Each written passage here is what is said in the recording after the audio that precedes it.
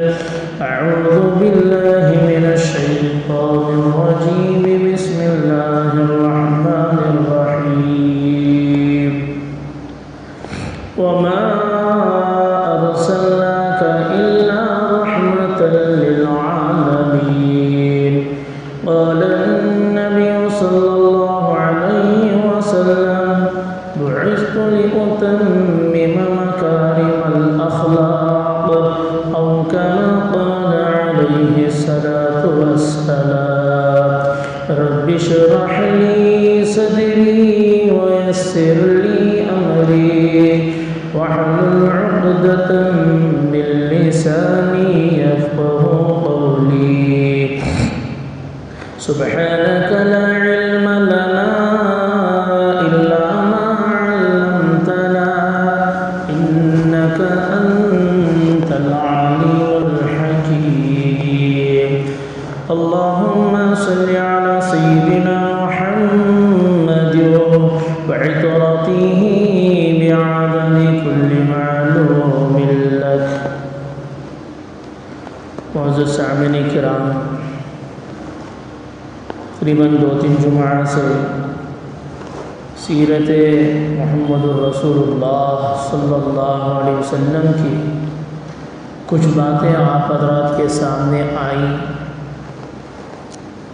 دعا فرمائے کہ اللہ تبارک و تعالی میرے اور آپ کے ہم سب کے اہل و عیال کے دل میں حضرت محمد الرسول اللہ صلی اللہ علیہ وسلم کی سچی پکی محبت نصیب فرمائے اور آپ کی اطاعت کرنے کی اللہ توفیق بھی مرحمت فرمائے. حضرت اللہ تبارک تعالیٰ کے بے انتہا بے شمار انگنت احسانات اللہ نے انسانوں پر کیا ہے اور مسلمانوں پر کیا ہے. اللہ تعالیٰ بعض مرتبہ اپنے احسان کو بتاتے کہ یہ میرا احسان ہے. ایک جگہ یہ فرمایا لقد من اللہ علی المؤمنین، مومنین پر میں نے احسان کیا ہے کہ اپنا محبوب ان کے درمیان کو بھیجا. یہ میرا محبوب کو بھیجنا بھی میرا تمہارے پر احسان ہے. حضور کا اس امت پر آنا، اس دنیا میں آنا، یہ اللہ کے احسانات میں سے ایک احسان ہے انسانوں پر، مسلمانوں پر، کہ اللہ تبارک و تعالیٰ نے ہمیں اور آپ کو حضرت محمد الرسول اللہ صلی اللہ علیہ وسلم کا غلام بنایا. آپ ہی کی غلامی میں اللہ تبارک و تعالیٰ نے عزت کو چھپا رکھا ہے، سربلندی کو چھپا رکھا ہے، شان و شوکت کو اللہ تبارک و تعالیٰ نے حضور کی غلامی میں چھپا رکھا ہے.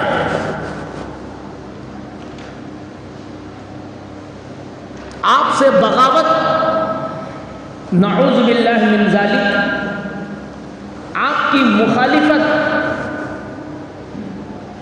کرنے والا بادشاہ کیوں نہ ہو، کروڑ پتی کیوں نہ ہو، سردار کیوں نہ ہو، اللہ تبارک و تعالیٰ اسے ذلیل و رسوا آخرت میں تو کرتے ہی ہیں، لیکن اس دنیا ہی میں اللہ تبارک اسے ذلیل و رسوا کر کے اسے موت دیتے ہیں.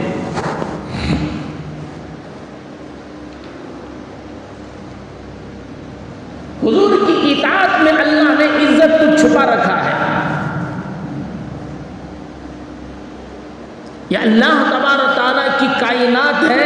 اللہ نے جو بنایا، اللہ نے جو اس کی سنت ہے، اللہ تبارک تعالیٰ کی جو قدرت ہے، اس قدرت میں، اس کے کاموں میں دوسروں کو کسی کی اندر دخل اندازی کرنے کی اجازت ہے ہی نہیں، اور کوئی کر بھی نہیں سکتا.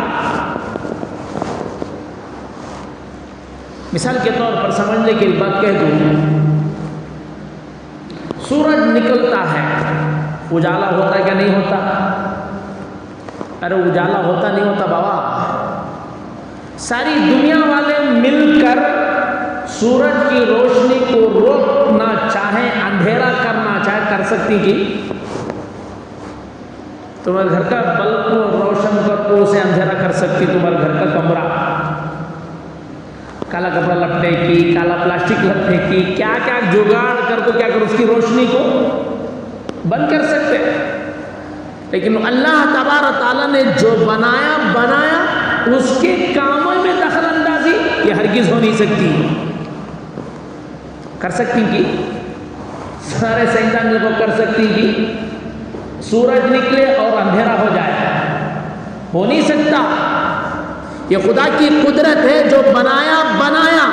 اسی طرح اللہ تبارک تعالیٰ نے یہ چیز بھی بنایا ہے، شان و شوکت، عزت، سر بلندی کو اللہ تبارک تعالیٰ نے حضور کی اطاعت میں رکھا ہے، اور حضور کی مخالفت میں اللہ تبارک تعالیٰ نے ذلت رسوائی رکھا ہے۔ کوئی آدمی حضور کی مخالفت کر کے عزت مل جائے یہ ہو نہیں سکتا۔ جس طرح سورج کی روشنی کو ختم نہیں کر سکتا، اسی طرح حضور کی اطاعت کرے اور ذلیل و رسوا ہو جائے ایسا نہیں ہو سکتا۔ اللہ اسے عزت ہی عزت دیں گے، اور حضور کی مخالفت کرے اور اسے شان و شوکت مل جائے، عزت کی چوٹی پر بیٹھ جائے، ہو نہیں سکتا۔ جو کچھ ہے دنیا کا تھوڑا دھوکہ ہے، مہلت ہے، لیکن یہ مہلت اللہ تبارک تعالیٰ ہمیشہ کسی کو نہیں دیتے۔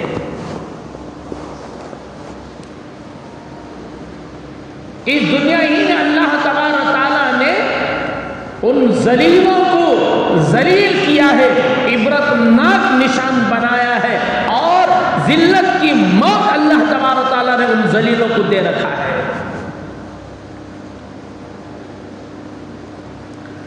تبت یدا ابی لہب وتب ما اغنی عنہ مالہ وما کسب۔ اللہ کا قرآن کہتا ہے حضور کا چچا ابو لہب، حضور کے خاندان کا، عرب کا رہنے والا، ارے عرب کا نہیں مکے کا رہنے والا سردار تھا، مالدار تھا۔ اللہ نے فرمایا تباہ ہو گیا، برباد ہو گیا، ساری دنیا تک، جب تک دنیا باقی رہے تمام مسلمانوں سے بدوا کرتے رہتے ہیں۔ ہلاک ہو گیا، تباہ ہو گیا، برباد ہو گیا۔ اسی طرح اللہ نے اسے تباہ کر دیا، بڑا خوبصورت نظر آتا تھا۔ لہب نمک انگار اتنا گھوڑا تھا، لال تھا، اسے لوگ کہتے ابو لہب آگ کا باپ، آگ والا، اتنا خوبصورت تھا، سردار تھا، مالدار تھا، مکے کا رہنے والا تھا، حضور کے خاندان کا تھا، قریش تھا، قریشی تھا۔ قریشی کا تو خسائی نہ ہے، یہاں قریشی کو تو خسائی سمجھ جاتی ہے، یہ نہیں، حضور کے خاندان کو قریش، وہ عرب کا خاندان، مکے کا خاندان، تو وہ قریشی تھا، سمجھے؟ اس کے باوجود ہلاک ہوا، تباہ ہو گیا، برباد ہو گیا، ذلیل و رسوا ہوا۔ اللہ تبارک تعالیٰ اسی بیماری کے علماء فرماتے ہیں سڑ کر مرا، اور یہاں تک کہ اسے دفنانے کے لیے اس کے بچے تیار نہیں ہوئے۔ بڑا گڑھا بنایا، بڑا بندو بنا کر ڈھکل کر ذلیل کی رسوا کرتے ہوئے اسے گڑھے میں ڈال دیا۔ اسی طرح آج بھی کوئی مخالفت کرے گا اللہ تبارک تعالیٰ اسے چھوڑے گا نہیں، اس لیے کہ یہ کائنات کی دنیا کو اللہ نے جو بنایا وہ حضور کے صدقے میں بنایا، حضور کی محبت میں اللہ تبارک تعالیٰ نے بنایا، اور اللہ نے فرمایا کہ میرا احسان ہے کہ میں اپنے محبوب کو اس دنیا میں بھیجا، میرا احسان ہے۔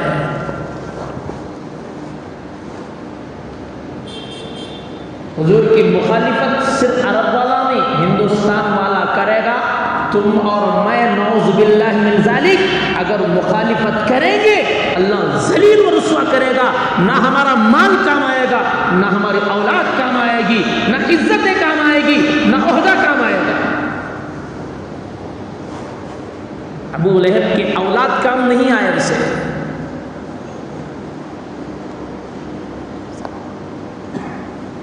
اس اللہ تبارک احسان ہے۔ اللہ نے فرمایا احسان ہے، من اللہ لقد من اللہ،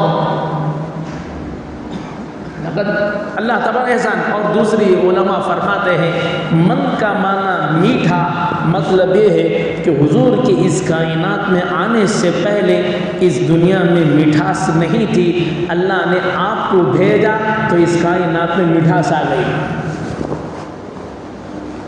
سمجھ رہے ہیں؟ آپ پاکیزہ،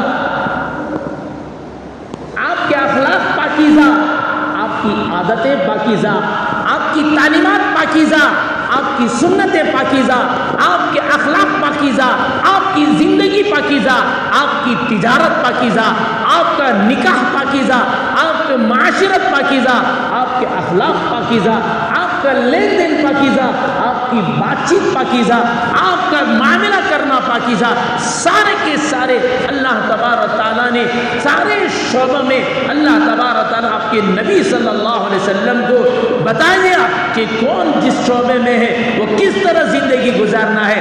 آقا نے ساری چیزوں کو بتا دیا۔ اس کائنات میں مٹھاس ہے حضور کے صدقے میں۔ کس کے صدقے میں؟ حضور کے۔ آپ کی اطاعت کرو گے تو کیا ملے گی؟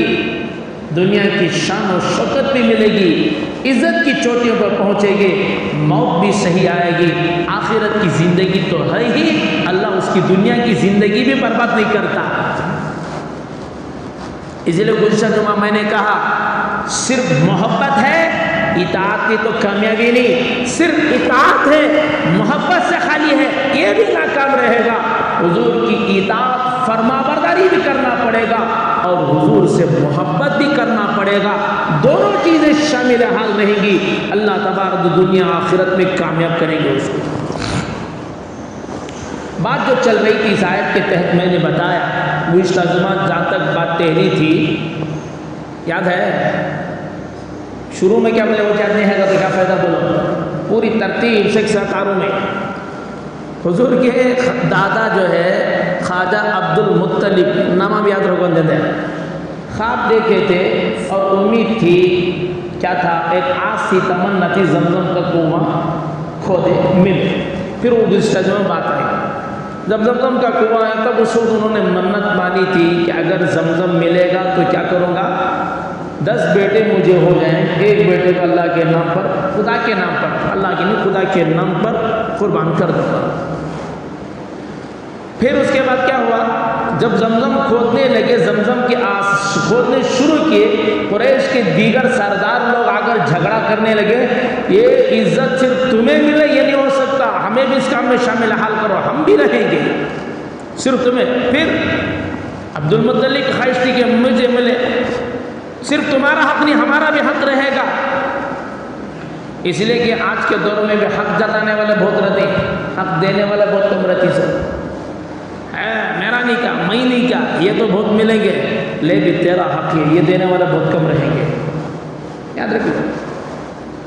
لیکن جب آپس میں جھگڑا ہوا تو انہوں نے فرمایا چلو ایک کاہینہ ہے، اس زمانے میں کاہینہ نجومی جس کو کہتے ہیں، نجومی جس کو کہتے ہیں، اب تمہاری ہماری سمجھنے کے لیے میں بولوں فال والا، یہ تو معلوم رہیں گا نا، گئے رہیں گا بھی نا، ہاتھ دکھا کو ستارہ پوچھتے نا، ہاتھ تقدیر میری کیا ہے دیکھو، ارے اللہ نے اس کی بھی تقدیر بنا جس کے ہاتھ ہی نہیں ہے، جس کے ہاتھ میں اس کی تقدیر نہیں ہے کیا بھئی؟ جس کے ہاتھ نہیں تو اس کی تقدیر نہیں ہے، یہ سب بیکار ڈھکوسلے ہیں، ان سب چیزوں سے کچھ نہیں، بیکار کی چیزیں ہیں۔ جو عمل ہے، عمل کا انکار نہیں کرتا، بیکار کی چیزوں کو بیکار ہی کہوں گا۔ بہرحال اس زمانے میں لوگ جاتے تھے نجومیوں کے پاس، وہ زمانوں لوگ جاتے تھے. اب اس سے کوئی دلیل نہیں پکڑ سکتا تھا، پکڑے گا کہ حضور کے دادا گئے، ہمیں نہیں بھائی، ہم حضور کے دادا پر ایمان نہیں، ہم حضور پر ایمان لائے ہیں. حضور صلی اللہ علیہ وسلم ہی نے فرمایا جو نجومی کے پاس جاتا ہے، آئندہ کی خبریں بولتا نا، جو نجومی کہتے ہیں، جو اس کے پاس جاتا ہے اس نے میرے دین کا کفر کیا ہے، انکار کیا. اب سمجھ آئے جانا کہ نہیں جانا ہر آدمی. حضور نے فرمایا جو جائے گا وہ میرے دین کا کفر کیا، انکار کیا ہے میرے دین کا. منع فرمایا حضور صلی اللہ علیہ وسلم نے. وہ لوگ جاتے ایمان قبول نہیں کیتے، حضور کی بعثت سے پہلے کی باتیں ہیں. بہرحال وہ لوگ گئے کاہنہ کے پاس. ایک مدینے میں کاہنہ رہتی تھی، اس کے پاس فیصلے کے لیے گئے. جب وہاں گئے تو معلوم ہوا کہ وہ خیبر گئی ہے، تو یہ لوگ بھی خیبر گئے. تو راستے میں ان کے پاس پورا پانی وغیرہ ختم ہو چکا تھا، بالکل پانی پینے کے لیے بھی پانی نہیں، کچھ چیزوں کے لیے پانی نہیں ہے. تو آپ سمجھے بھائی اب موت ہماری یقینی ہے. میلوں دور کا سفر ہے، عرب کا علاقہ ہے، پانی کا نام و نشان نہیں ہے. ان کے پاس ہے. سب لوگ تو کہنے لگے اپنی قبریں خود کھود لو، مرنا ہے. پیاس اتنی تیز، تپش تیز، پیاس بہت خطرناک لگی ہوئی ہے، موت یقینی ہے.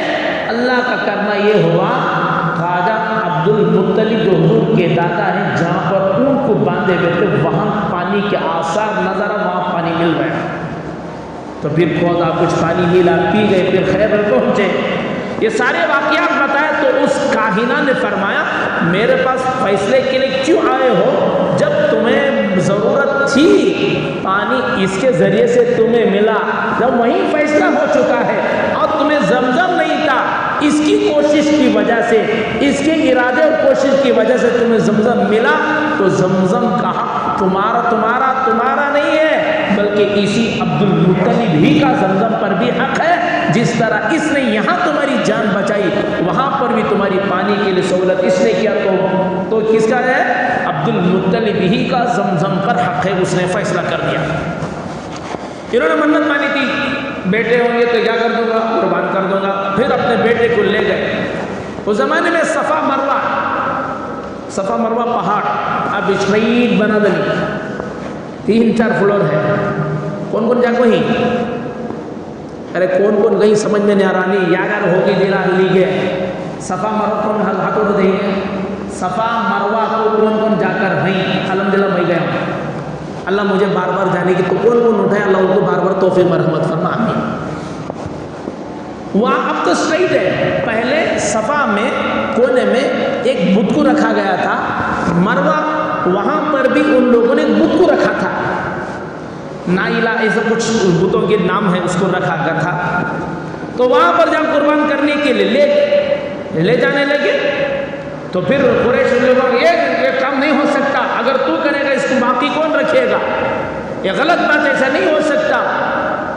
پھر اس کے بعد انہوں نے پھر اس کاہنہ کے پاس گئے فیصلے کے لیے. اس نے کہا ایک آدمی کی دیت تمہارے یہاں کتنی ہے؟ مطلب ہے کہ ایک آدمی قتل کر دے گا تو اس کے بدلے میں فین اگر ڈالنا، جرمانہ ڈال تو 10 اونٹ تھا اس زمانے میں. فرمایا 10 اونٹ. فرمایا اس کاہنہ نے فیصلہ فرمایا کہ ایک طرف قرے میں ڈالو 10 اونٹ، پھر نام ڈالو تمہارے بچے کا، پھر اگر اونٹ کا نام نکلے تو اونٹ کو قربان کر دو، اگر اس بچے کا نام نکلے تو اور 10 اونٹ کا اضافہ کرو. اس طرح اضافہ کرتے کرتے 100 اونٹ پر پہنچا. تو عبداللہ جو حضور کے والد ہیں، ان کا نام کی وجہ اونٹوں کا نام آیا. پھر جب قرآن ڈالا گیا تو اونٹوں ہی کا نام نکلتا رہا. تو پھر 100 اونٹ جو ہے ذبح کیے گئے. حضور صلی اللہ علیہ وسلم کے پاس ایک بدو آیا اور آ کر کہنے لگا یا ابن الذبیحین، اے 2 ذبیحوں کے بیٹے. حضور صلی اللہ علیہ وسلم مسکرائے. صحابہ نے پوچھا تو حضور فرمایا ایک میرے والد دادا حضرت اسماعیل علیہ السلام وہ بھی ذبیح اللہ ہے، وہ بھی ذبیح، اسی طرح میرے والد وہ بھی ذبح کیے گئے، کی کرنے جایا گیا تھا. اللہ نے وہاں میرے دادا کی حفاظت فرمائی، یہاں پر اللہ نے میرے والد کی حفاظت فرمائی، تو 2 ذبیحوں سے مراد میرے والد اور میرے دادا ہیں۔ پھر جب 100 اونٹ کو ذبح کر دیا گیا، پھر حضور صلی اللہ علیہ وسلم کی اس کے بعد عبداللہ بڑے ہوئے، بہت محبت تھی عبد المطلب کو، حضور کے والد سے بڑی محبت، بڑے خوبصورت تھے، نہایت حسین و جمیل تھے، اور حضور صلی اللہ علیہ وسلم نے فرمایا میرے والد اور ان کے والد، جہاں تک کہ انبیاء کا سلسلہ جہاں تک پہنچتا ہے، درمیان میں کسی نے بھی بدکاری نہیں کی ہے۔ میری والدہ سے لے کر اوپر تک، وہاں تک لے کر میرے خاندان میں کسی نے بھی کیا نہیں کیا، بدکاری نہیں کی ہے۔ آپ بڑے ہوئے تو پھر آپ کا نکاح ہو گیا، یعنی حضور کے والد کا نکاح ہوا۔ ایک مرتبہ ایک راستے میں جا رہے تھے، وہاں پر کچھ عورتیں پانی بھر رہی تھی، تو کسی عورت نے کہا تم اپنے والد کو ہمارے گھر بھیجو۔ پیغام نکاح اس نے دیا، اس عورت نے، آپ نے اپنے والد عبد المطلب کو کہا، جب کہا تو فرمایا عبداللہ تم تو بڑے خوش نصیب ہو۔ فرمایا کیوں؟ اس لیے کہ اس عورت نے، اس لڑکی نے بڑے بڑے سرداروں کے پیغاموں کو ٹھکرا دی ہے اور تمہیں پیغام دیا، بڑے خوش نصیب ہو تم۔ وہ خوبصورت ہے، اخلاق والی ہے، خاندان والی، ہر اعتبار سے اس کے اندر کوئی کمی نہیں ہے۔ پھر جانے میں دیری ہو گئی، 2-4 دن کے بعد، جتنے بھی دن کے بعد وہاں پر پہنچے، ان لوگوں نے آپ کا اکرام کیا، عبد المطلب کا اکرام کیا، بٹھایا، جو کچھ مہمان نوازی ہوتے وہ مہمان نوازی کی۔ اس کے بعد جب بات چیت شروع ہوئی تو اس لڑکی نے انکار کر دیا، تو عبد المطلب کو غصہ آ گئی، یہ کیا بات ہے بھائی، ہم تو پیغام نہیں دیتے، پیغام تو تم دیے تھے اور بلایا، ہم قریش ہیں، ہم سردار لوگ ہیں، ہماری توہین تم لوگوں نے کی ہے۔ فرمایا توہین نہیں۔ پھر اس کے بعد اس لڑکی نے کہا معلوم ہوتا عبداللہ تمہارا اس سے پہلے بھی نکاح ہو چکا ہے۔ فرمایا ہاں بھائی نکاح ہو چکا ہے۔ تو اس نے کہا، وہ کتابوں کو پڑھی ہوئی تھی اس زمانے کی، اس نے فرمایا، اس نے کہا عبداللہ بات دراصل یہ ہے، میں تمہاری پیشانی پر کچھ چمکا، کچھ نور دیکھ رہی تھی، میں یہ سمجھ رہی تھی، میرے اندر یہ تمنا پیدا ہوئی وہ نور میں اپنے پیٹ میں لوں، لیکن قسمت کی بات یہ ہے کہ وہ نور آمینہ لے کر چلی گئی۔ اللہ تبارک تعالیٰ نے وہ نور منتقل کرتا رہا۔ پھر حضور صلی اللہ علیہ وسلم کی ولادت سے تقریباً کئی ماہ پہلے، 5 یا 6 ماہ پہلے، حضور صلی اللہ علیہ وسلم کے والد اس دنیا سے چل بسے۔ یتیمی کی حالت میں، آپ پیدائش سے پہلے کیا ہو گئے، یتیم ہو گئے تھے۔ پھر حضور صلی اللہ علیہ وسلم کے حضرت آمینہ فرماتی ہیں، اس لیے کہ عورت جب امید سے ہوتی ہے، امید کو تو سمجھ جانا کیا بولنا چاہ رہا ہوں، سننے کو بچے بھی حصہ پاتا بولنا ہوتا ہے، تو عورت کو تکلیف ہوتی ہے، بڑا مشقت کا ہوتا ہے، لیکن یہاں اسے مشقت سمجھتے نہیں کچھ لوگ، وہ سمجھے معلوم نہیں پکا کے ڈال اللہ یہاں تو مجھے، یہ انسان نہیں، جانور سے بدتر ہی نہیں، انسانیت گری ہوئی ہے اس کے اندر، اس لیے کہ اس حالت میں عورت کو بہت زیادہ کمزوری رہتی ہے اور تکلیف بھی ہوتی ہے۔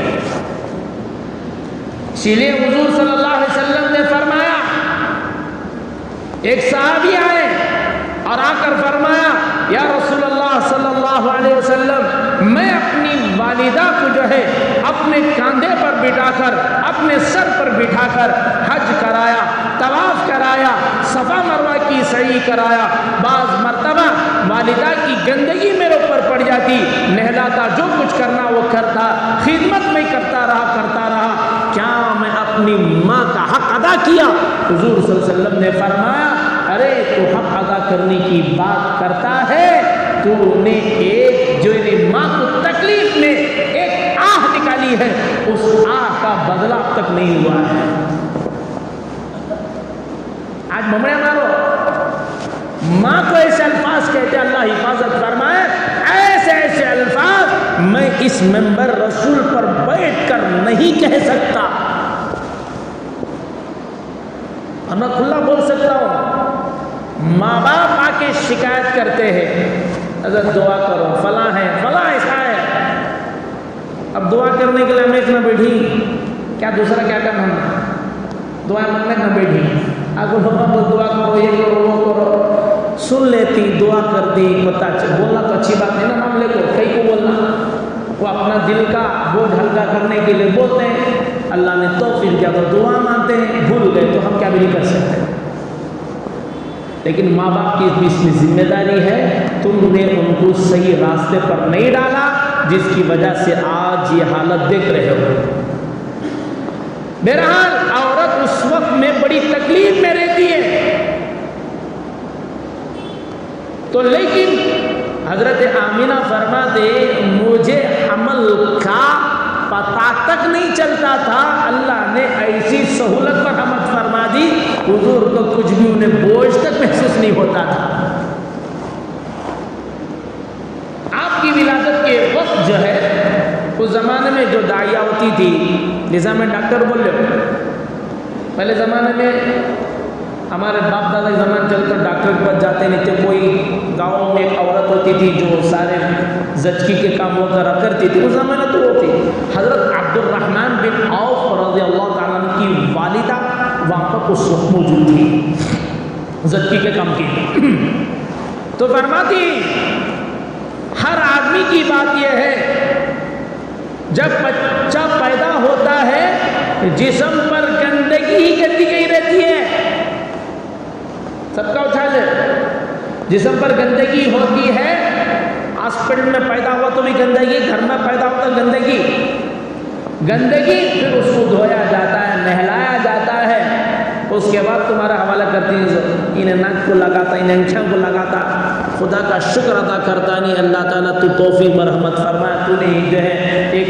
نعمت مرحمت فرمائی، اللہ کا شکر ادا نہیں کرتا، کتنی پریشانیوں کے بعد اولاد ہوتی ہے وہ اللہ بہتر جانتا ہے۔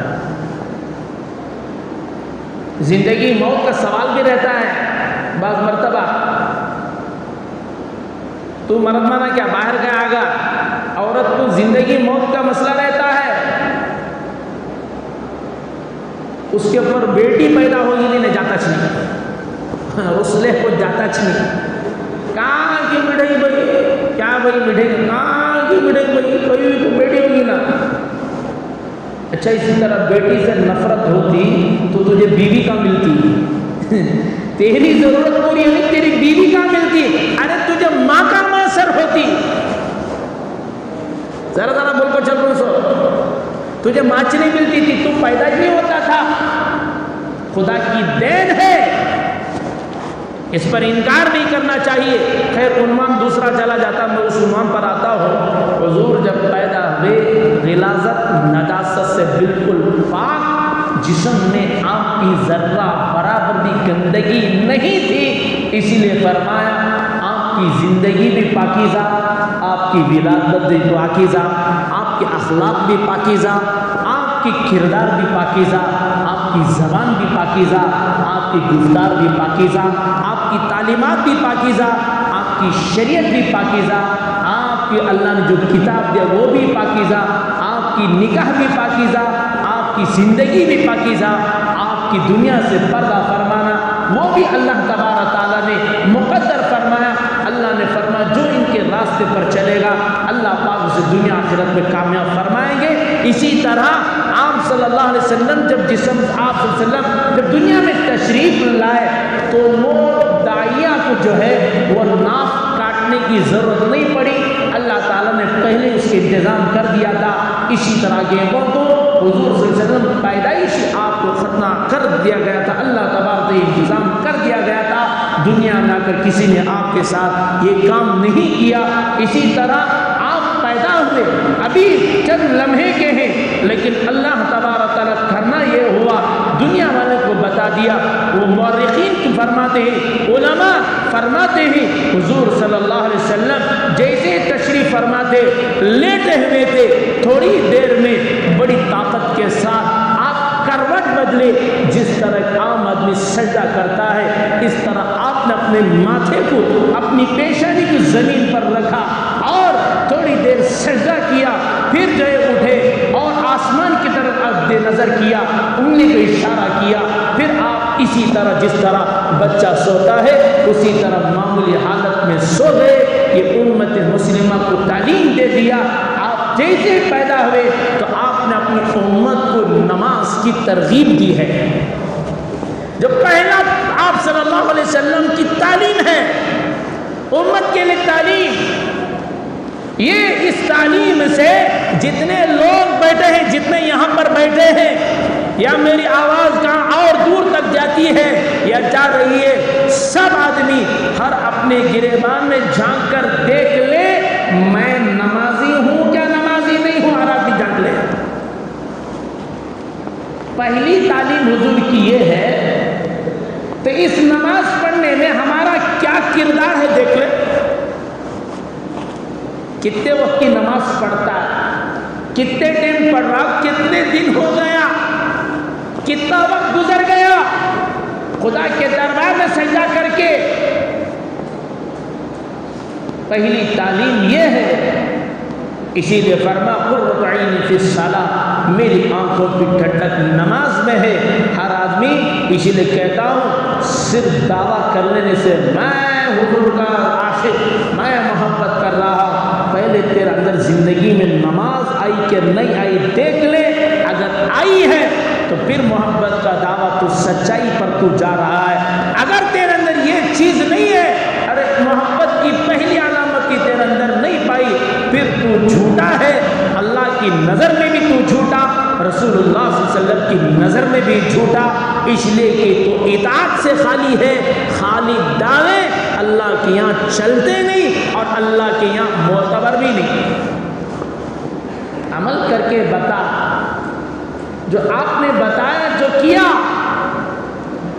پھر علماء فرماتے ہیں ایک غبار نہیں بلکہ ہم جس کو کہتے ہیں بادل نہیں بلکہ شبنم کی طرح اس کمرے میں آ گیا اور آواز غیب سے آئی، آواز اس غیب سے ایک آواز آئی، اس بچے کو مغرب اور مشرق کی سیر کراؤ، اور آواز آئی جو اس کی اطاعت کرے گا میں اسے دنیا آخرت میں چمکاؤں گا، اور جو اس کی نافرمانی کرے گا اللہ اسے دنیا آخرت میں ذلیل و رسوا کرے گا۔ اللہ نے کیا اور کرے گا، کرتا ہی رہے گا۔ اس لیے ہمارے اندر ضروری بات یہ ہے کہ اللہ کے نبی اور ہمارے آقا حضرت محمد الرسول اللہ صلی اللہ علیہ وسلم کی 100% اطاعت فرما برداری کریں گے تو ہماری دنیا بھی بنے گی۔ اپنے اندر اپنے بچوں کے اندر بھی حضور کی محبت کو بٹھاؤ اور طریقے بتاؤ، حضور کی تمام سنتیں جتنے ہیں، آپ کے طور طریقے جتنے ہیں خود عمل کرو اور اپنی آل اولاد کو بتاؤ۔ کم از کم روزانہ ایک سنت حضور کی بتاؤ۔ کریں گے نا انشاءاللہ؟ کون بتاتا ہاتھ اٹھاؤ۔ ہاں معلوم ہے تو اتنا بتاتی، معلوم نہیں تو اچھا جتنے معلوم ہے اس پر پہلے عمل کر لو، پھر علماء کے پاس آؤ، بیٹھو، سیکھو۔ سیکھنے کی کوئی عمر نہیں ہوا کرتی، پیدائش سے لے کر ماں کے گود سے لے کر قبر کے پیٹ تک بھی علم سیکھا جا سکتا ہے۔ اللہ تعالی عمل کی توفیق و رحمت فرمائے، آمین۔ وآخر دعوانا الحمدللہ رب العالمین۔